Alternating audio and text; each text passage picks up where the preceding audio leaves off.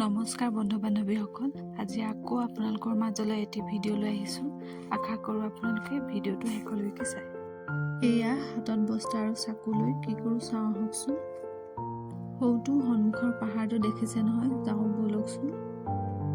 ভিডিঅ'টো শেষলৈকে চালেহে জানিব পাৰিব কি কৰোঁ। হাতত বস্তা আৰু চাকু লৈ অহা দেখিছিল যে, এতিয়া ইয়াৰ পৰা অলপ মাটি কাটি ল'ম। মাটিবোৰ বালিয়া মাটি যিহেতু বৰ বিশেষ কষ্ট হোৱা নাই খান্দিবলৈ। আপোনালোকে চাগে এতিয়াও ধৰিব পৰা নাই কি কৰিবলৈ লৈছোঁ। ভিডিঅ'টো চাই থাকিলেহে জানিব পাৰিব।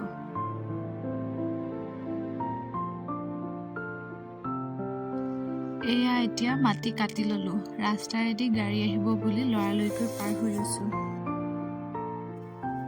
মাটি অনা হৈ গ'ল।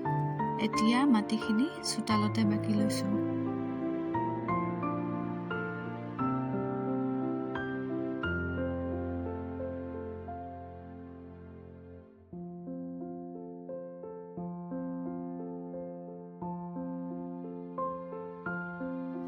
মাটিখিনিৰ তলত গোবৰ মিহলি কৰি লৈছোঁ। এয়া চাওকচোন, ভালদৰে ভাঙি দিছোঁ।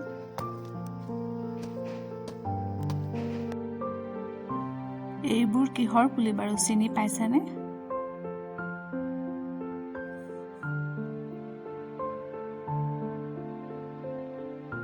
ওখ ওখ এই গছবোৰেই হৈছে পাইনৰ গছ।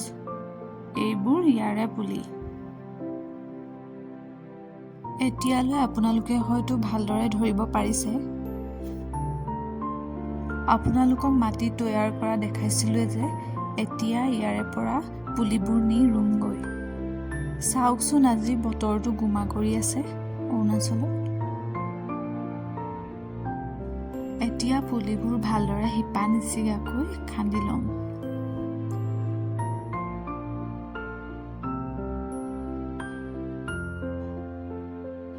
এয়া চাওকচোন কেনেদৰে কৰিছোঁ। এয়া এতিয়া উভালি আনিলোঁ।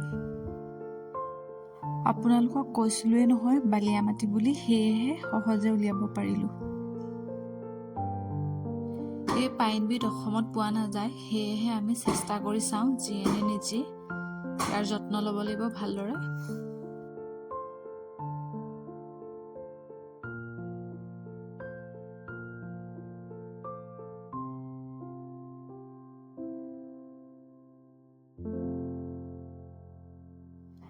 পুলিকেইটা লোৱা হৈ গ'ল। এতিয়া যাওঁ ব'লকচোন তললৈ। আমি যিহেতু পাহাৰৰ ওপৰত আছোঁ, এতিয়া তললৈ নামিব লাগিব।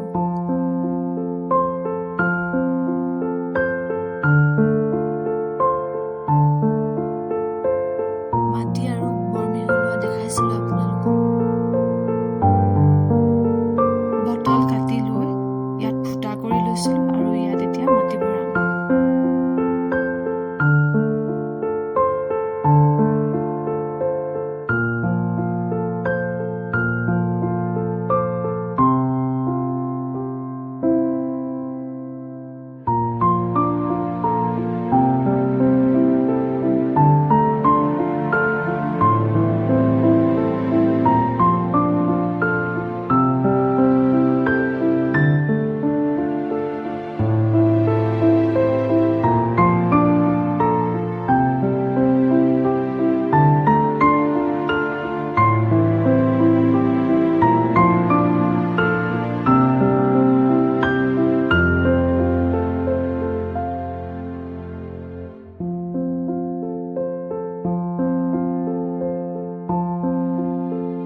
পুলিকেইটা ৰুই